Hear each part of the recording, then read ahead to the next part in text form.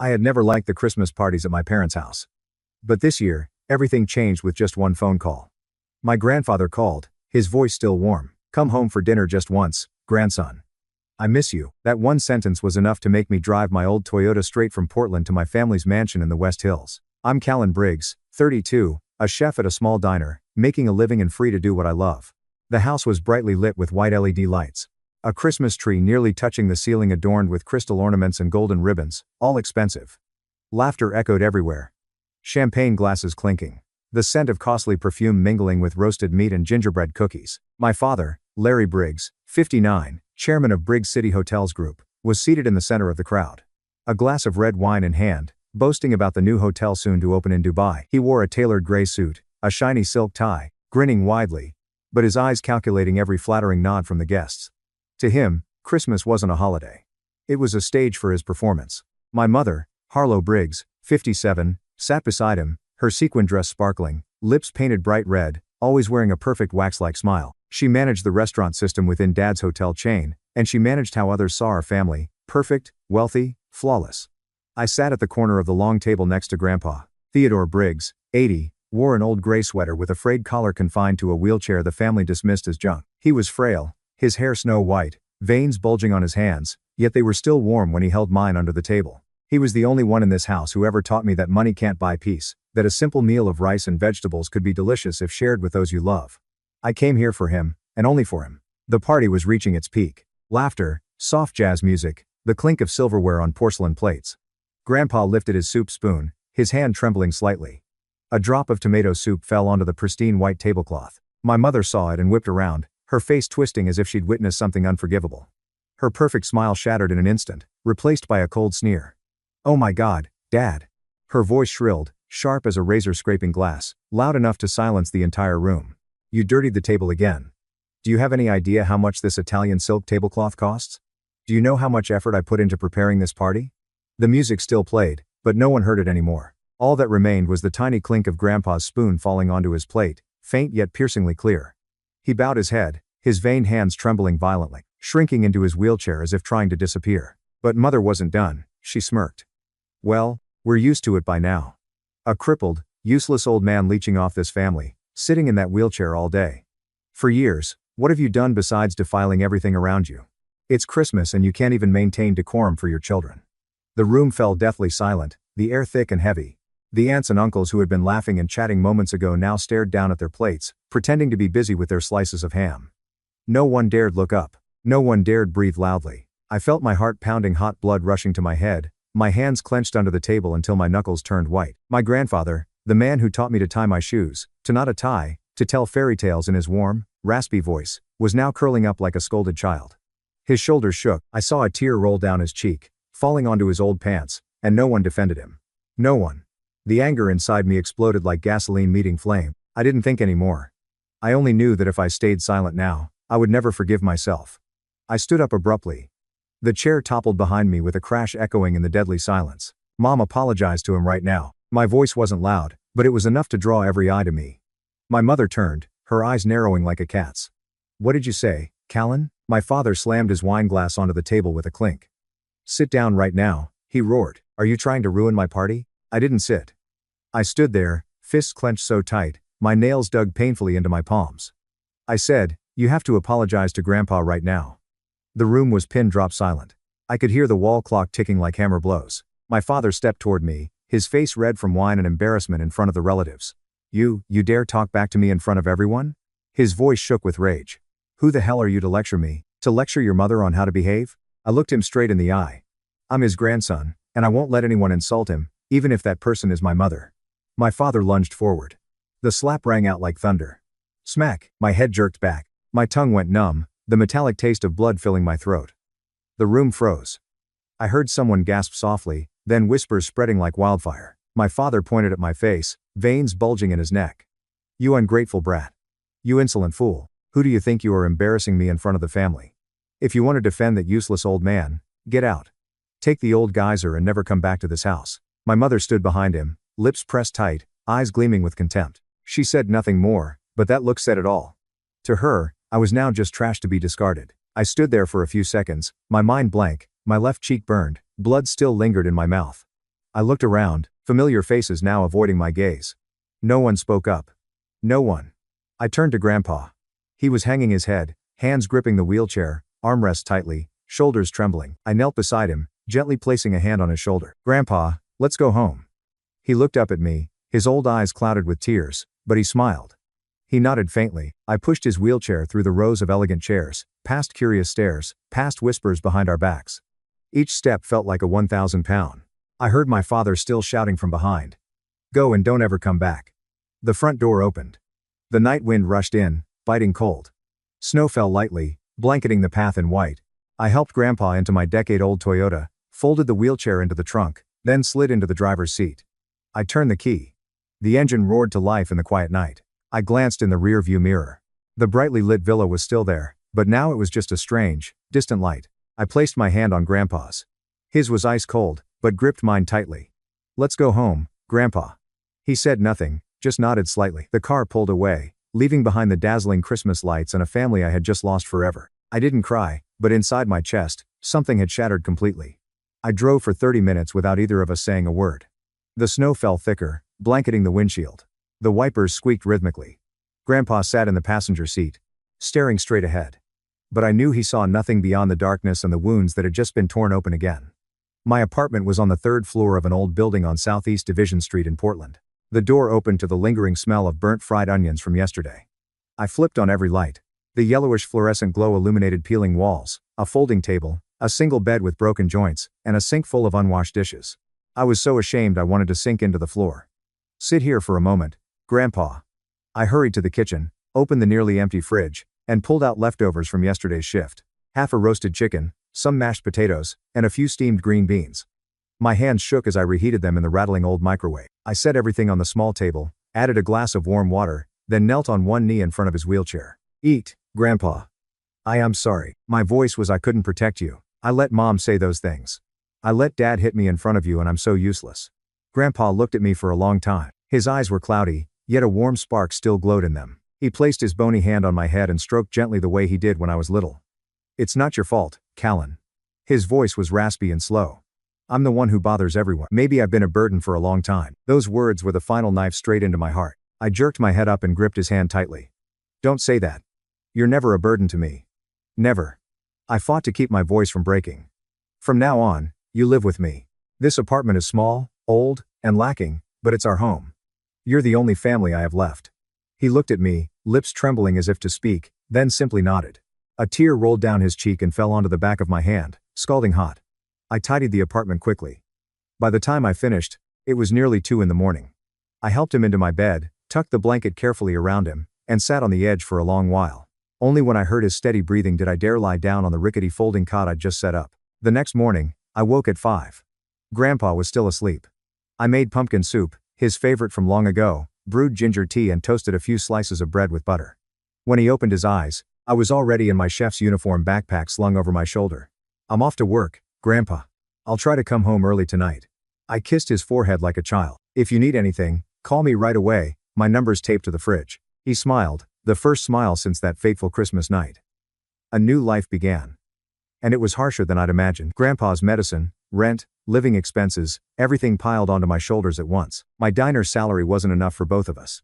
So, every evening, I ran to the supermarket 3 blocks away to wash dishes from 6 in the evening to 10 in the evening.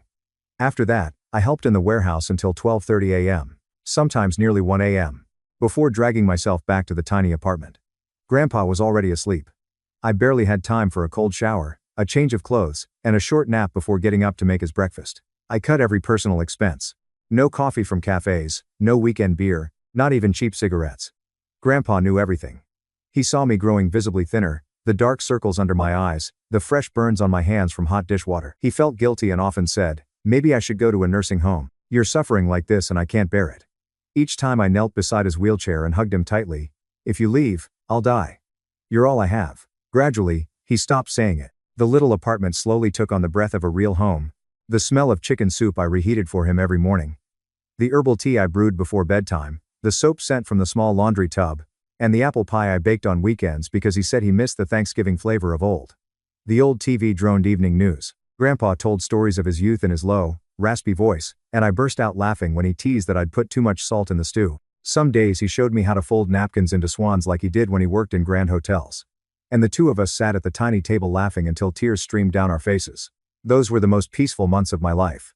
No money, no fame, no clear future, but I had him and he had me. Until one June morning, Portland's rare sunshine glowed golden on the red maple canopies. I'd just finished cleaning up breakfast when Grandpa suddenly spoke, his voice unusually clear. "Callan, can you drive me somewhere today?" I was surprised he hadn't asked to go out in 6 months except for checkups, but I nodded immediately. "Of course, Grandpa. Anywhere." I helped him into the car, folded the wheelchair into the trunk, and slid into the driver's seat. He pointed the way without an address. "Just turn left, go straight, cross Hawthorne Bridge." We left the noisy neighborhood, drove along the Willamette River, past lush green fields, then gradually entered a wealthy suburb I'd never set foot in. The roads grew wider, flanked by ancient oaks and towering stone walls. Finally, he told me to stop in front of a massive black iron gate carved with intricate patterns. "Grandpa, where are we?" I asked, bewildered. He only smiled and said nothing. The gate began to open slowly, silently. 2 guards on either side stepped forward and bowed deeply to my grandfather with a reverence that stunned me. I drove down the endless white gravel path lined with blooming rose gardens like a painting. In the center of the courtyard stood a 3-tiered marble fountain, water sparkling high in the sun. And at the end of the path, what appeared before me was not a house, but a 3-story white stone chateau with red-tiled roofs, curving balconies, and breathtaking French stained glass windows. I parked in front of the grand entrance, hands still trembling, heart pounding. Grandpa. I stammered. Whose house is this?" He looked at me, eyes shining, and whispered softly. "Our home, Callan. Let's go home." As I helped Grandpa out of the car, the massive front door suddenly swung open. An elderly housekeeper, Agnes, hair in a tight bun, long black dress clutching a white handkerchief, rushed out. She dropped to one knee right in front of the wheelchair, tears streaming down her wrinkled cheeks. "Master, you're back," she choked, voice breaking. We've been waiting for this day for so long." I pushed the wheelchair up the steps. The marble floor was ice cold beneath the wheels. Stepping into the grand foyer, I nearly stopped breathing. The ceiling soared high, a gigantic crystal chandelier sparkling like 1,000 stars.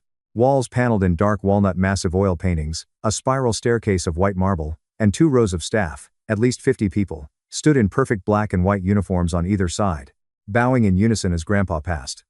"Welcome home, Master." Their voices rang out together, so reverent it gave me chills. Grandpa merely raised a hand. A small gesture and everyone straightened instantly, returning to their posts. No one dared look again. No one dared speak. I wheeled him down the endless hallway. The faint scent of pine, fresh flowers, and money swirled together, making me dizzy. I wanted to ask, to shout, to shake Grandpa, and demand whether this was a dream or a nightmare. But my throat locked. I could only follow in silence like a fool lost in a world that wasn't mine. The office door at the end of the hall closed behind us. The room was vast. Polished dark wood floors. Walls lined with bookshelves reaching the ceiling. Filled with leather-bound files and ancient books. A massive mahogany desk held a large computer monitor and a few faded old photos. June sunlight streamed through tall windows, falling across Grandpa's face, now calm, but heavier than I'd ever seen. He motioned for me to sit in the leather chair opposite him. I sat gripping the armrests until my knuckles went white, heart still racing. He sighed, a deep 20-year exhale as if releasing a lifetime's weight. "Callan," he began, voice raspy but clear. "I need to tell you a story, one I've kept buried for a very long time." I swallowed hard, barely breathing. When I was younger, around 55, I founded a luxury furniture company called Northwest Elite Furnishings. We handcrafted wood pieces, tables, chairs, cabinets, interiors for the finest hotels, resorts, and restaurants across the Northwest. The company grew fast, over 300 employees, factories spanning dozens of acres outside Seattle, contracts with major hotel chains from Portland to Vancouver. I stood at the very top. You understand? They called me the king of Northwest furniture. Newspapers covered me, clients booked orders a year in advance. He paused, eyes gazing far beyond the window as if reliving those days. Then in just 3 months, everything collapsed. Orders canceled en masse, finances drained for no apparent reason. A rival conglomerate in Seattle suddenly released collections identical to our exclusive designs. Our biggest contract was stolen. The company drowned in debt and went bankrupt. His voice grew quieter, heavy as lead. I didn't believe it was coincidence. I investigated myself. Every invoice, every account, every person, and I found the truth. He looked straight into my eyes. Those old eyes now sharp and chilling. Someone betrayed the company, betrayed me, and that person was Larry. Your father. The blood in my veins froze. My father. My father had betrayed his own father. Larry was my CFO from the moment the company took off.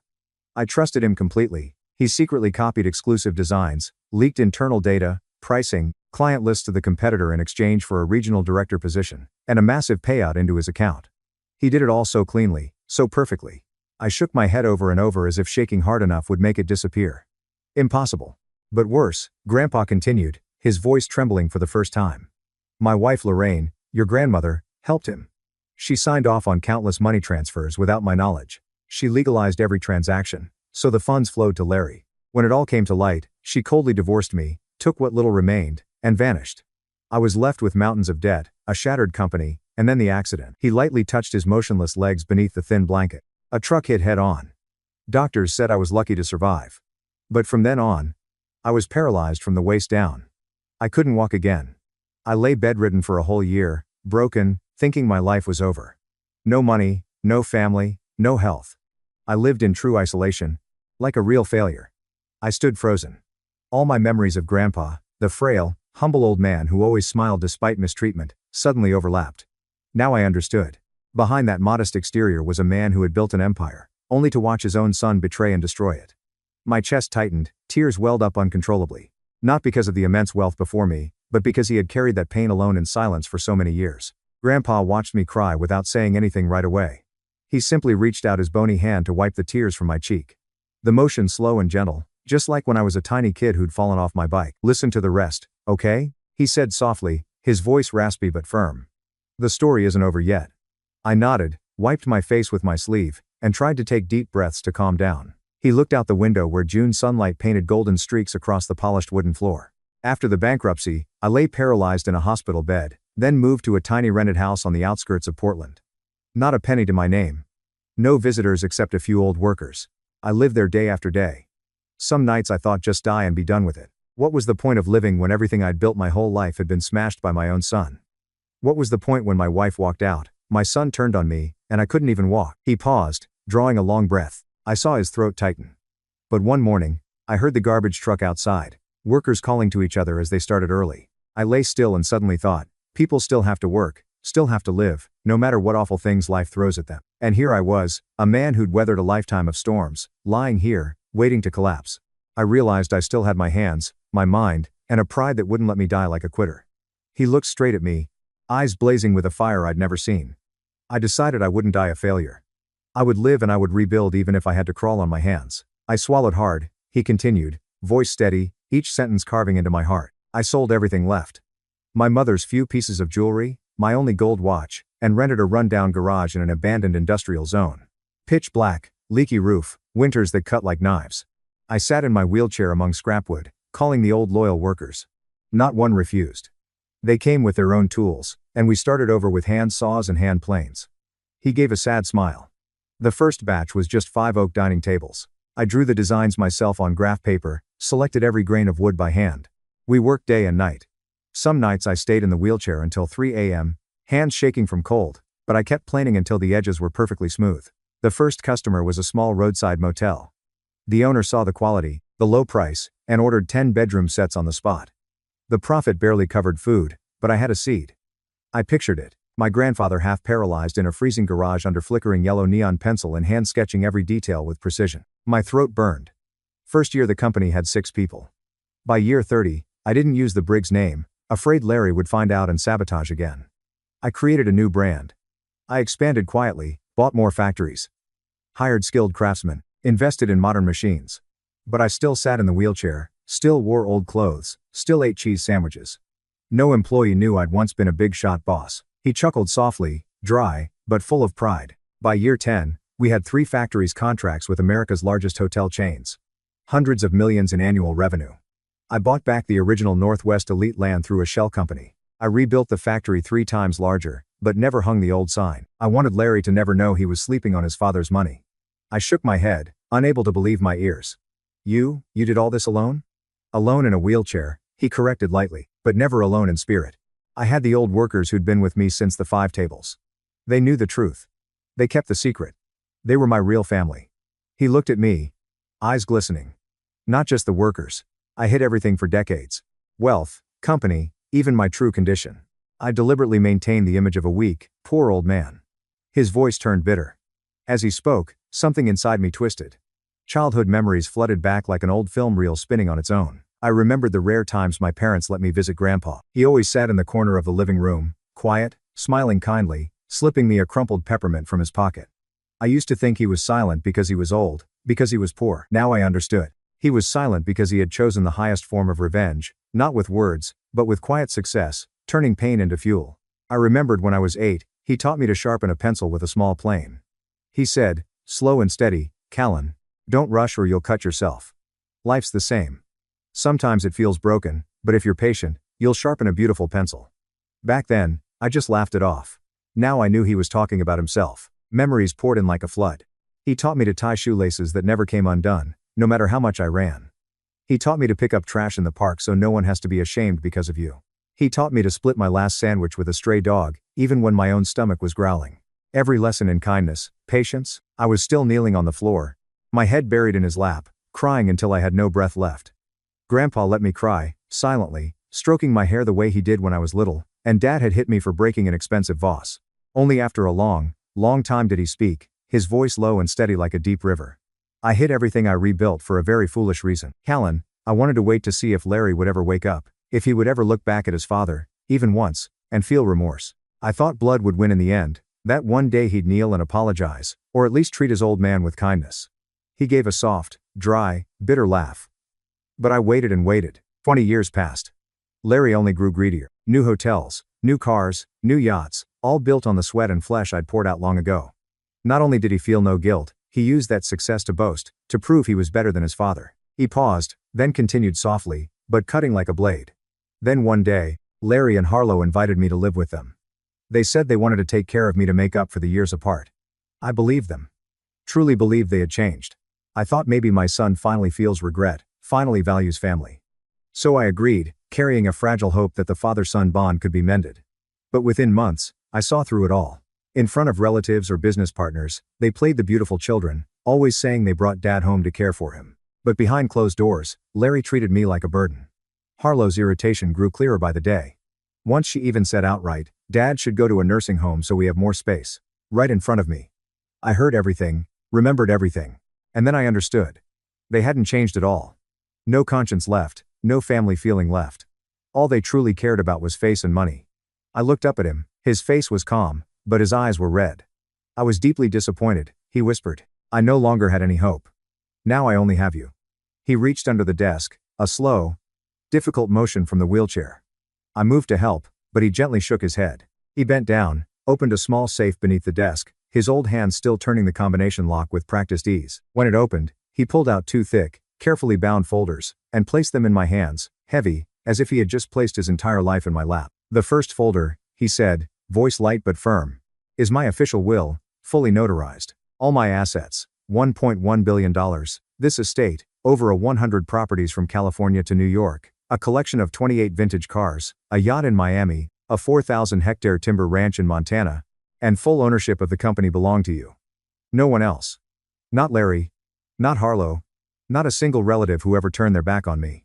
I opened the folder. Thick stacks of documents, notarized signatures, bright red seals, endless asset lists with photos. I flipped to the last page. My name Callan Theodore Briggs written clearly, unmistakably. My hands shook so hard the papers rustled. I was speechless. What could I say? Thank you. Refuse? I could only stare at him, eyes stinging. The second folder, he continued, voice deeper, is everything I've collected over 20 years. Money transfer receipts, emails Larry sent to competitors, forged meeting minutes signed by Lorraine, bank statements, even secret recordings I made of Larry bragging to drinking buddies that the old man dying would be perfect. I'm giving it all to you. Keep it secret if you want. Expose it if you want. I won't force you. The decision is yours. I held the second folder, heavier than the first. I opened it. Hundreds of pages, photos, sealed USB drives. Each sheet was a cut he'd made into his old wounds, then patiently waited for them to heal. He looked at me, eyes shining, but voice calm. These past 6 months, you've shown me what I waited a lifetime for and never saw. You didn't need to know I was rich. You just needed me alive. You washed dishes until your skin wore thin. Starved yourself to buy my medicine. Stayed up all night pushing my wheelchair upstairs, never once complaining. You wiped my tears when the whole world turned away. You are the one with character, responsibility, and heart to preserve what I built. He gripped my hand tightly. His was burning hot. You deserve to inherit everything. Not because of blood, but because your heart chose right. I fell silent. I couldn't cry anymore.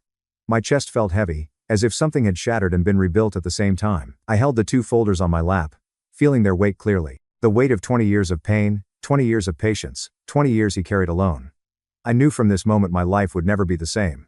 No longer just a poor chef in Portland. No longer the son slapped in front of relatives despised by his mother for defending his grandfather. I was now the heir to a vast fortune. The owner of a furniture empire, the one holding evidence that could send my parents to prison. I bowed my head and kissed the back of his thin hand. I won't let you down. He smiled the most relieved smile I'd ever seen. I know you won't. Then I hugged him for a long time. Outside, the staff kept working. The fountain kept trickling. The world kept turning. But in this room, there were only the two of us. One man who had lost everything and rebuilt it from ashes, and one who had just been handed the world, along with the duty to protect it. The days that followed passed like a slow dream. I moved into the mansion, sleeping in a room so vast my footsteps echoed.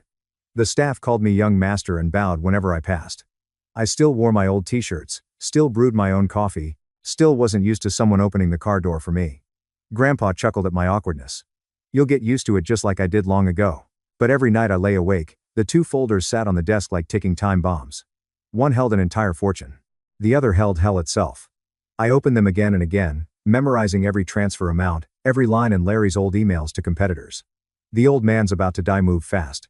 I felt disgust, pain, and anger. A cold, silent fury that burned steadily in my chest. I knew I had to face them one last time. Not because I still hoped, but because Grandpa deserved to hear them say sorry, even once in his life. I chose a Saturday afternoon. Portland was drenched in torrential rain, drops lashing the windshield as I drove to my parents' house. I wore a simple black shirt, no tie, no suit. In the trunk was a full photocopy of the evidence folder. The old villa on West Hill still blazed with lights as always, though to me now it was just a pile of bricks and stone. The maid, Maria, opened the door, eyes wide when she recognized me.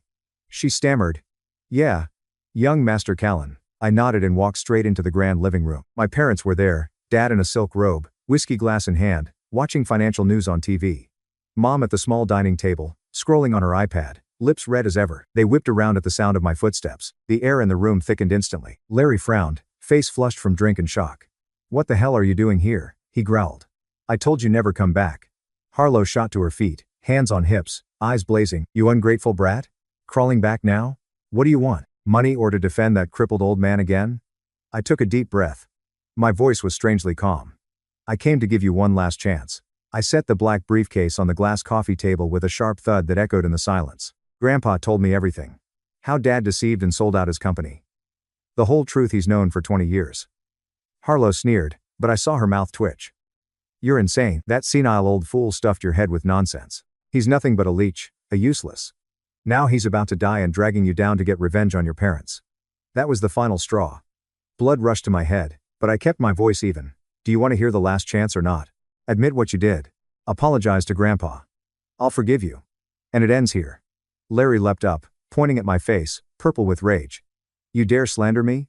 I built this empire with my own sweat and tears. That old man only ever destroyed things. You're a disrespectful blood traitor. Get out of my house now." Harlow cut in voice shrill. "Exactly. That wheelchair freak is brainwashing my son useless from start to finish." I couldn't hold back anymore. I opened the briefcase and slammed the thick folder onto the glass table. Papers scattered everywhere. Larry saw it, his face drained of color in an instant. He staggered back a step, whiskey sloshing from the glass, hand trembling so hard the ice clinked. "What? What is this?" He tried to snarl, but panic leaked through. Harlow went pale, too. She clung to her haughty mask, but her lips quivered, eyes darting to her husband for rescue. I didn't even look at them. My voice stayed flat. Emails Dad sent to competitors.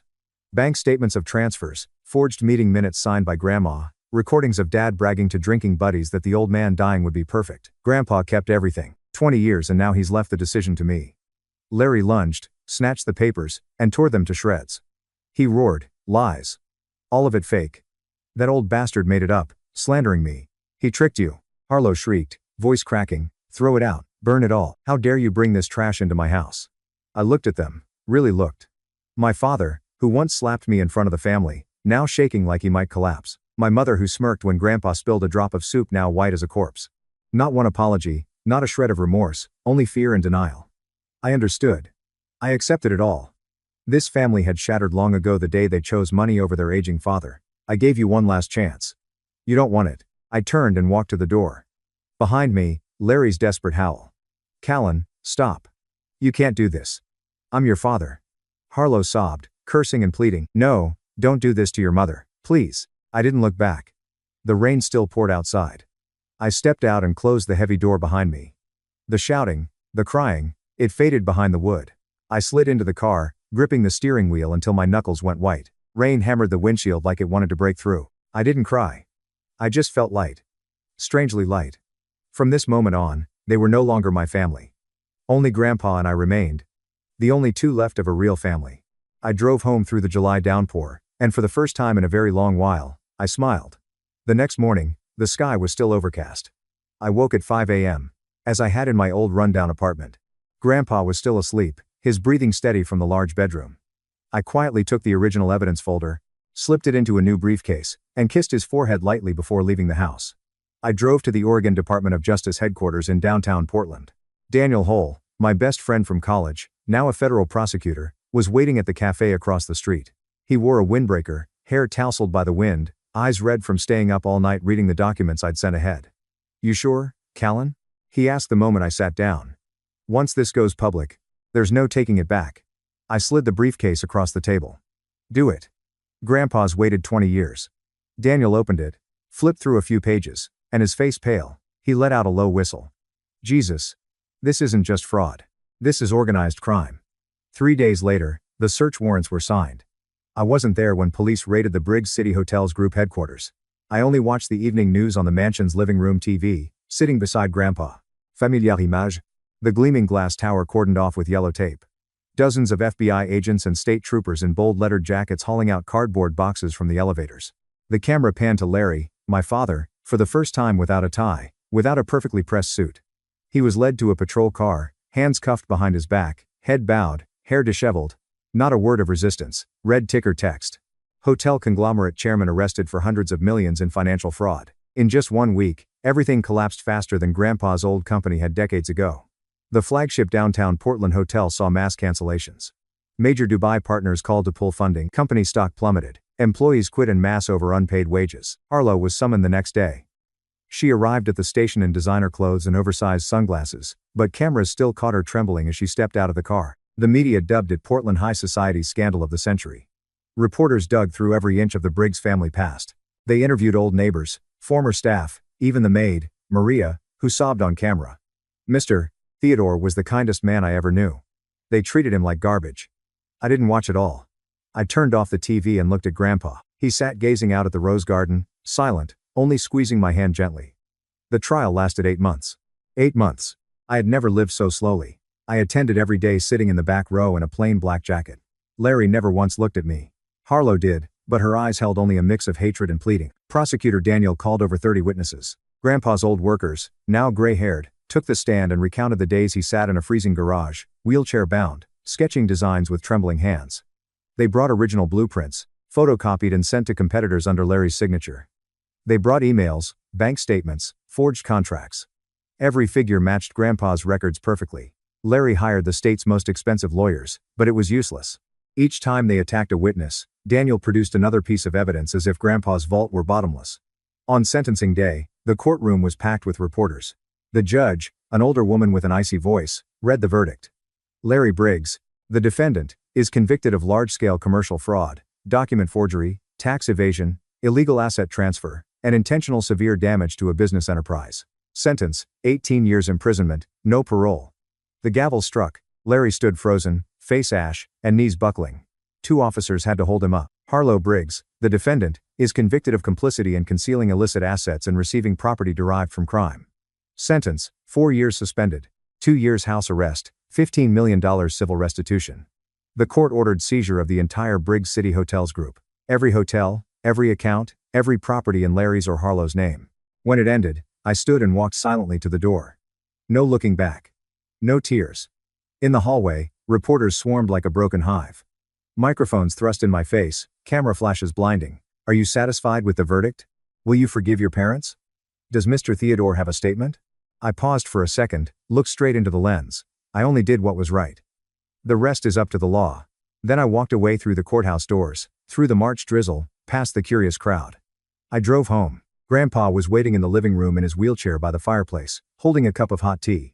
I knelt beside him, resting my head in his lap like when I was little.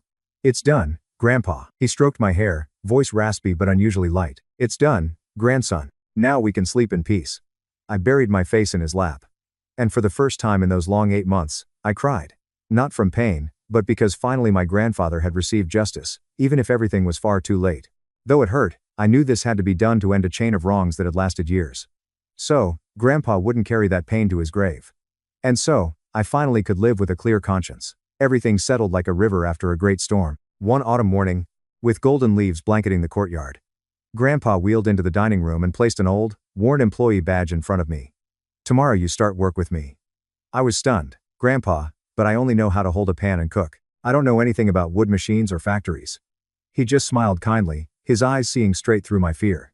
"Then start from the bottom. Wipe tables, plane wood, sweep the shop floor. Everyone begins at zero, Callan. What matters is that you're willing to learn." I knelt, took his hand, feeling both anxious and grateful. "I can do it, Grandpa. As long as I get to learn from you." My first day at the factory, no one knew who I was. They only saw a guy in a green work uniform and hard hat standing amid the fragrant pine dust, carefully planing chair edges. Grandpa sat in his wheelchair in a corner of the shop pretending to read the paper, but I knew he was watching me. I ruined 3 boards, got blisters on my hands, and my back ached. But that evening, I grinned at him. Today, I planed a table leg without it being crooked. He nodded, eyes shining. "Good. Keep going tomorrow." I learned every step. Selecting wood, drafting designs, assembly, PU coating, quality control. I slept in the workers' break room, ate dusty rice with the crew, listened to them tell stories of how Grandpa once ran the entire factory from his wheelchair with just a small bell. No one knew I was his grandson. They only knew me as Callan, the hardest working guy in the shop. A year later, he put me in charge of a small production line. 2 years in, I was sitting in meetings with international partners, signing 100 million contracts for designs I'd drawn myself. Employees started whispering, "Callan's just like the old boss." I only smiled. I knew I still had a long way to go before I deserved to stand beside him. But time waits for no one. In the second winter, he began to cough. At first, just dry coughs. Then he tired faster, slept more. The private doctor examined him and shook his head. "His heart is very weak now. He needs complete rest." Grandpa nodded, but still sneaked out in his wheelchair to admire the roses. I rearranged everything, delegated tasks to staff, kept only critical meetings, and stayed home from morning to night. I wheeled him to the back garden, tucked a blanket around him, told him about the factory new hires, the latest contract. He smiled, but the smiles grew weaker. Some days he dozed off mid-sentence, head resting on my shoulder. I sat motionless for hours, afraid to wake him. That spring he became fully bedridden. I moved my bed into his room, sleeping on the sofa beside him. I cooked soup myself, fed him spoonful by spoonful, bathed him, changed diapers when needed, without a single complaint. At night when he was in pain, I sat by the bed holding his hand until dawn. Once he woke in the middle of the night and whispered, "I'm scared, Callan. Scared to die before seeing you happy." I kissed his forehead, voice choking, "I'm already happy, Grandpa, because I have you." One morning, gentle sunlight filtered through the curtains. I woke early as usual, made pumpkin soup, his favorite. I carried the tray into his room and called softly, "Grandpa, time for breakfast." He lay there, eyes closed, the corners of his mouth slightly curved as if smiling. I set the tray down, sat on the edge of the bed, and took his hand. It was still warm, but no longer gripped mine as before. He was gone, gently, without pain, only absolute peace on his aged face. I held him and cried until I had no voice left. The sobs of a grown man losing the person he loved most in the world for the first time. The funeral was exactly as he had instructed, simple, unpretentious. No wreaths, no press, no brass band, just a natural pine coffin and a modest plaque. Theodore Briggs, carpenter of kindness. Over 1,000 people came to pay respects. Old workers with snow-white hair leaned on canes in long lines. Company employees wore work uniforms, not suits. Even neighbors from the old rundown apartment showed up, bringing wild flowers picked by the roadside. They spoke of him, the man who quietly funded scholarships for their children, fixed furniture for the whole block for free, smiled from his wheelchair even when insulted. I stood there in a white shirt, unable to speak. I only bowed deeply as each person hugged me and whispered, "You're just like him." 3 days after the funeral, in the company's grand room, the family lawyer, Mr. Ryland, who had been with Grandpa since the tiny garage days, unsealed the will before the entire board and major shareholders.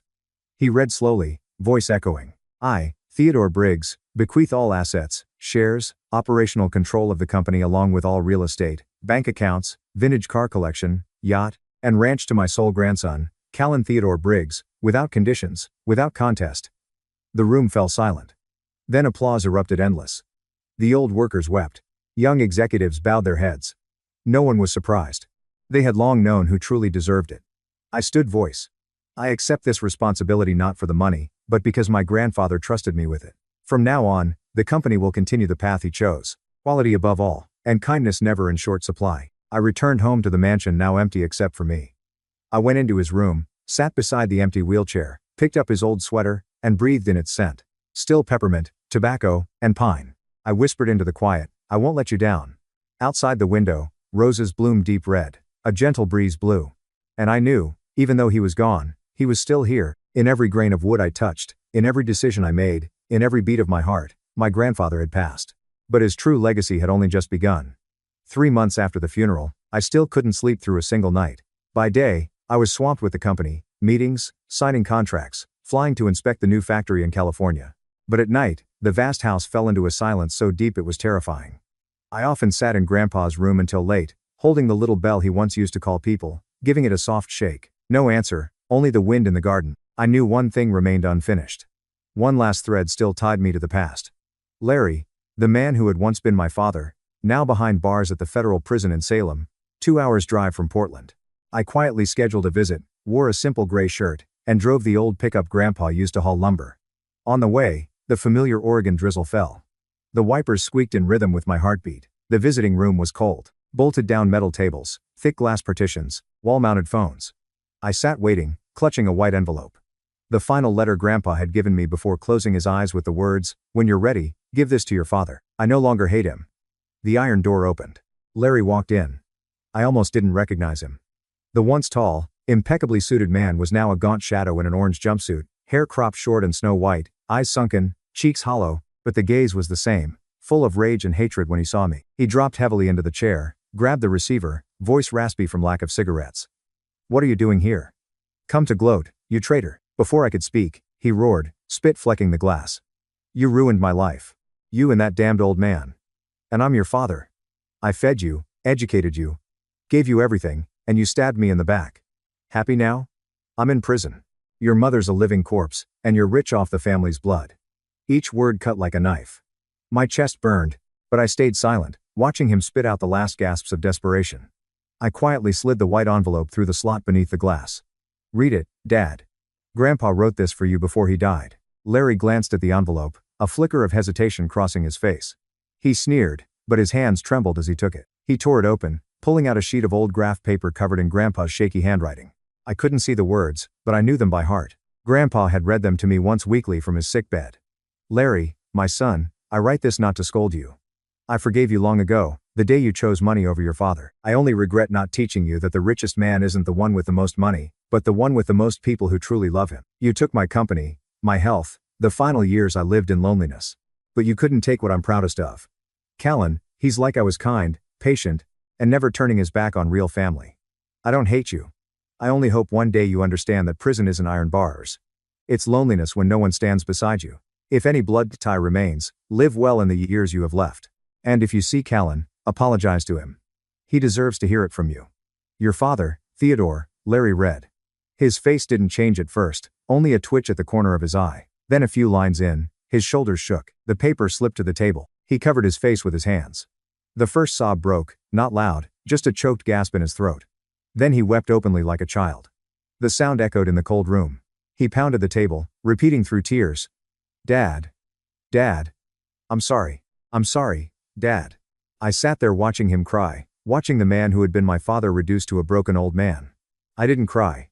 I only felt my chest lighten a little more. The buzzer ended the visit. Larry wiped his face, no longer looking at me. He stood, bowed deeply, not to me, but to the letter on the table. Then he turned and walked toward the iron door. Not a word to me. After that day, he refused all visits. Even when I tried sending letters, they were returned unopened. As for my mother, Harlow, she lived quietly in the old house, now almost fully mortgaged. She avoided neighbors, avoided sunlight. Once she sent a handwritten letter to the company, words trembling, "Callan, I'm sorry, I want to see you once." I held the letter a long time then locked it in a drawer. No reply. Not out of hate, but because meeting would only hurt us both more. I let go of the past. Truly let go.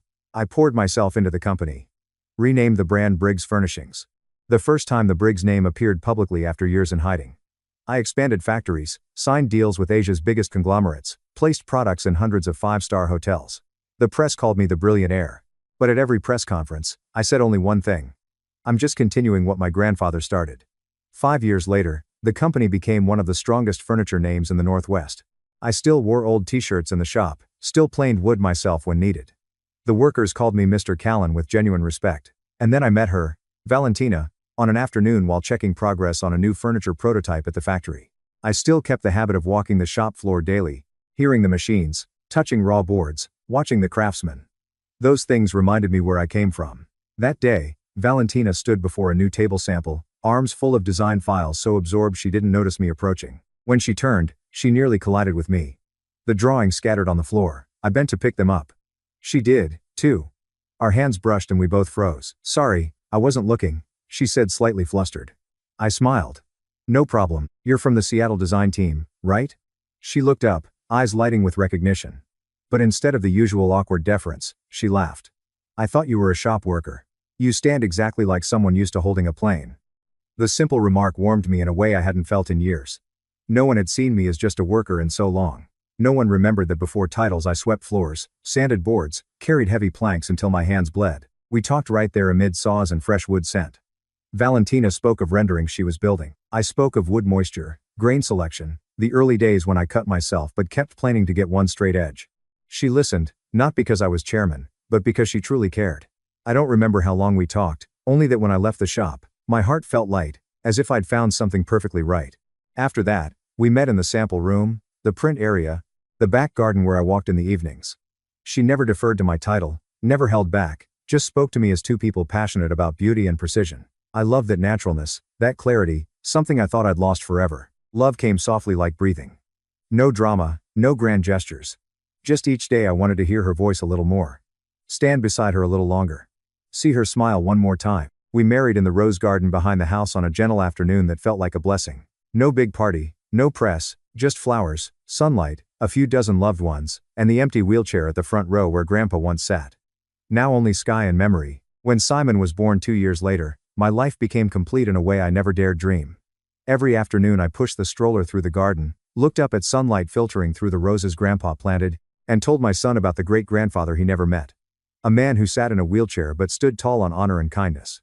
Valentina often sketched us from the side. Sometimes she whispered, "I want him to grow up like you." And every time I saw clearly that what Grandpa planted in me, patience, kindness, integrity, was being passed on in the simplest ways. I lived quietly without fanfare. Just enough strength to preserve his legacy and build my own family. Many years passed and the company grew ever larger. When Simon turned 7, I decided to do something Grandpa would surely have smiled at if he were still alive. I established the Theodore Briggs Scholarship Fund, too. Not a grand charity spectacle, but a small practical fund for poor students from broken homes, those abandoned or wounded, yet still striving to live kindly. The announcement ceremony was held in the company's old hall. No red carpet, no flashing lights, just natural pine chairs, roses picked from the home garden, and a large photo of Grandpa center stage, wearing his old sweater, smiling gently, eyes sparkling as if gazing at us all. I stepped to the podium, hands trembling slightly. Below were the first scholarship recipients, eyes shining with fear and hope.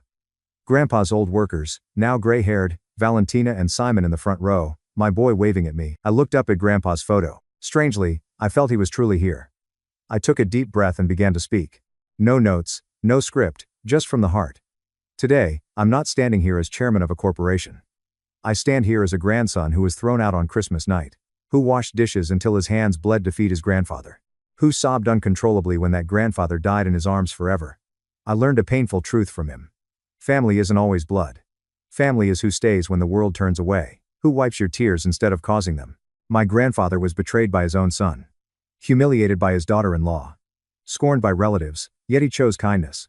He chose to silently rebuild from zero instead of loud revenge. So I say to you, the young people here, abandoned by parents, betrayed by friends who once thought yourselves unworthy. Stand up for what's right, even if it cost you loneliness, even if you must face your own kin. I did it that Christmas night, and I lost those called my parents. But I found my grandfather.